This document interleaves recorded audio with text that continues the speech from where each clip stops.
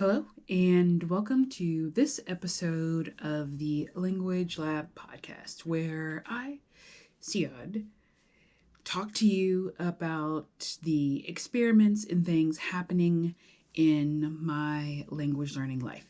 And today I want to do a very brief review, the briefest of brief reviews of 2025, and I want to talk about 2026. Now let's start with 2025, the elephant in the room. Language learning wise, I did not meet my goal. And my overall goal was to do 1,000 hours of language learning. And I didn't meet that goal because halfway through the year, I just started working a lot and didn't have time. And you'll see that's when I became less consistent with posting these videos, podcasts. So I didn't meet that goal, and that's okay because other things became more important priorities at the time. And also, I was doing other things at times, like just watching movies, and I got to travel to some really cool places and hang out with people that I care about. And so that was and is really important to me as well. So that's where a little bit of my time was going. I also think too that I didn't really know what I wanted. I mean, I know what I wanted, but I didn't really know what I wanted. And I think that not having spent a lot of time doing language learning the last half of 2025, I now know and have a better sense of what I want and what's important to me and what I want to focus on moving forward. So that said, I am not planning to have 1,000 hours goal for 2026, though I thought about it. And I still think it is a really good goal for me personally to shoot for. But I came around like 300 or so hours in 2025. And so I thought about, okay, well, what if I do 500 hours in 2026 or something like that? And I'm still toying around with the idea. I do track my language learning time, or time spent language learning. And so I do have, and I will have an idea of how many hours I spent language learning. And it's something that I can review, on a weekly or monthly basis or however often I choose. But I think that I'm not going to have an hours goal, and instead I am just going to focus on doing the things that I said I would do. So if that takes 1,000 hours and I'm able to achieve that, then that's great. If it takes 500 hours and I still do all the things that I said I wanted to do, then that's what's really going to be most important.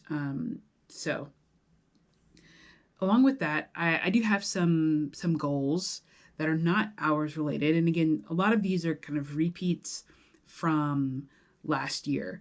So for instance, for Spanish, I do want to take the B2 exam. I'm finally going to do it. I feel good about actually doing it this year. And I've already picked that I would like to do it in the later half of the year. And I know when and where. And all that stuff is already figured out because it's actually offered in my town. So that'll be easy for me to set up. And then so I guess my plan for that, reaching that goal, is really focused around proper, I guess, like book study. And I like studying out of books. And in the language learning community, I know that that is sacrilegious, but it's something that I enjoy. I like sitting down with my book. I like taking my notes. I like doing my exercises. I like doing my review. Like, that is what works for me. And I think I've spent a lot of time in the past couple of years trying to do methods and experiments and things that worked for other people but didn't work for me. Like Anki. It doesn't work for me. I don't know why, but it just doesn't work for me. And so instead of trying to force myself to use Anki, what I've been doing, the physical flashcards, which I'll make another video about, that does work for me. And I do enjoy that more. And part of this hobby, part of this skill, part of what I want to do is improve and get better, and figuring out what methods work for me are a part of that. And so I'm going to do all the books that I have acquired related to kind of like Spanish grammar and other things like that. I do want to watch movies in Spanish, which is pretty obvious because I really, really like watching movies. And so that'll be an easy one for me. But the main thing is going to be the main thing, which is to take the B2 exam, and then using the books and kind of study materials that I have acquired in the past couple of years, really, really sitting down and being diligent about doing those. And sort of related to this is that quarter by quarter, I do want to take a practice exam at the end of each quarter. So like at the end of March, I'm going to take a DELE B2 practice exam just to see where I am. And yeah, so that'll be kind of my plan for Spanish. I do have some other kind of Spanish projects that I want to do in the next year, but I want to really think about what do I have time for. And what I have time for, I think, is to finish these resources, these books, to learn the kinds of topics and skills that are really interesting to me and that are needed for the exam, and to focus on that. And then if I have time later, I'll do some of the other kinds of projects that I'm interested in. But that's sort of what I'm thinking with Spanish. Moving right along here is French. And again, I have a repeat goal from last year, which is to take the A1 DELF exam. And am I already A1? Maybe, probably, but, and I know that a lot of people will say there's no use in taking the an A1 exam, but it's something that I'm interested in doing. Again, it's offered in my city, so I don't have to travel or go anywhere, and I think it'll be easy. It's also at a time of year that I'll be able to manage, so again, in the second half of the year, so I think I'll be able to do it. Similarly, I'm going to focus on the resources that I already have and just study and go for it. And French is a newer to me language. Again, I've been seriously studying it for like a year and a half or so up to now. So maybe a little longer than that. But again, it's not something that I've studied also super consistently. So I'm interested, I'm committed, I want to do this next year, or I want to do this in 2026, which is past that A1 exam. And then with Japanese. So Japanese is an interesting one. I feel like there online is a lot of content around learning languages, yes, but around learning Japanese specifically, and subreddits and videos and things like that. And one thing that I've struggled with Japanese is resource hopping. I've gone from resource to resource to resource to resource. And I think some of that is probably boredom, frustration, all of those things. And it's not helpful, and it hasn't helped my progress. So I have gone back to a resource that I was using and have just committed to sticking with that. And that's the only thing that I'm going to use to study Japanese until I'm done with at least the first 2 books in that series. And what I realized was that with Japanese, again, like with other things, I was trying to use materials and study in ways and use methods and resources that just don't work for me. And I need, the thing about this is that you do need time to figure out that things don't work for you.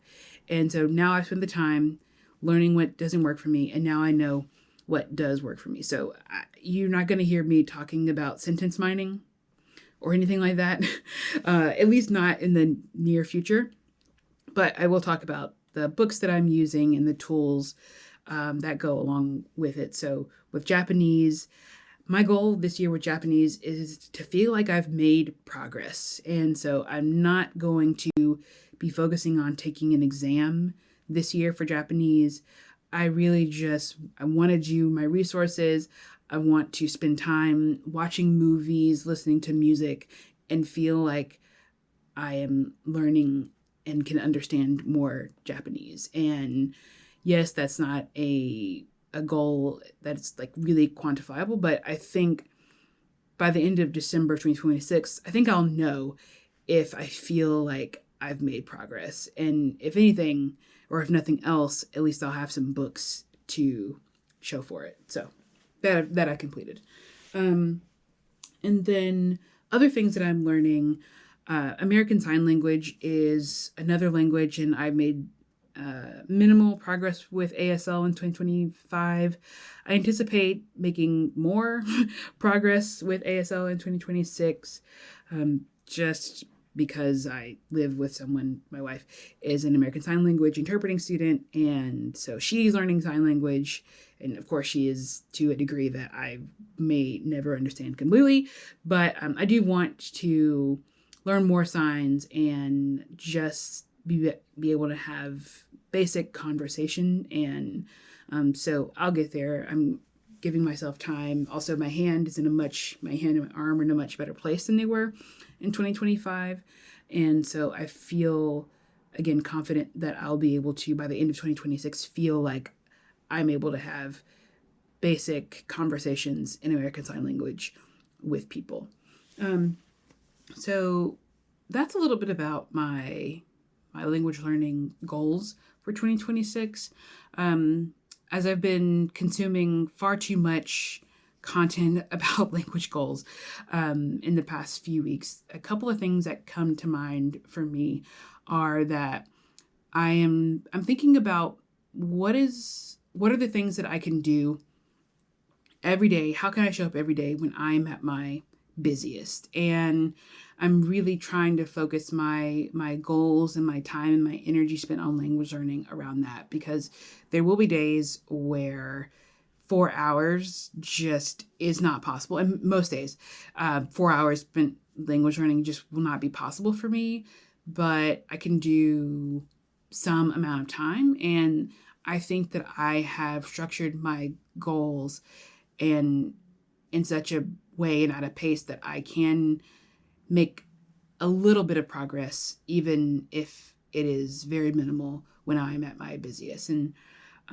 so that's what's been on my mind. And two, I think that I just want to focus on the things that I want to focus on. I really do enjoy language learning content, and there are some people who content I really, really like and will continue to enjoy, and I'm excited about that. But I think a lot of the how-to content around language learning, I'm probably going to spend less time watching. And that is because I just don't feel that right now in this stage of my learning and my growth, that's what I want to spend my time doing. So yeah, but for those of you out there who are watching this and do make language learning content, and especially vlogs, I'm still going to be watching this. Okay, don't get it twisted. I'll be watching the vlogs, but how to get from A1 to B2 or whatever in 2 days. I always knew that maybe that stuff wasn't for me. Like, I'm not the target audience for that. But I think I've just come to understand and acknowledge that it's not for me. And so I'm not going to use my energy and spend my time watching it. So, yeah, that's a little bit about kind of just the state of things. But I guess coming up for this project of mine, I'm going to still talk about the experiments that I'm doing.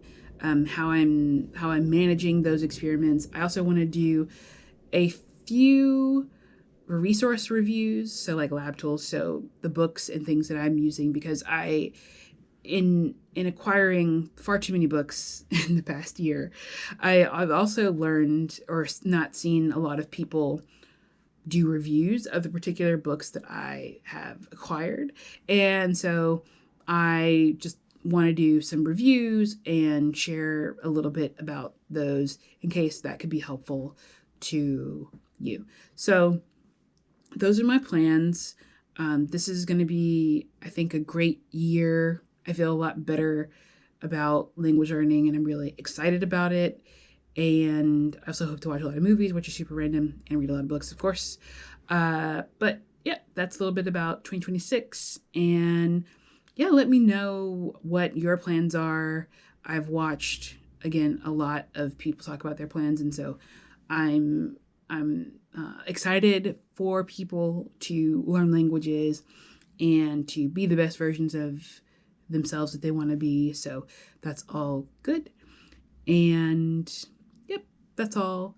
I will be back soon with another one of these installments. And I hope you're having a great day. And please don't forget to subscribe wherever you are watching or listening to this. Thanks so much.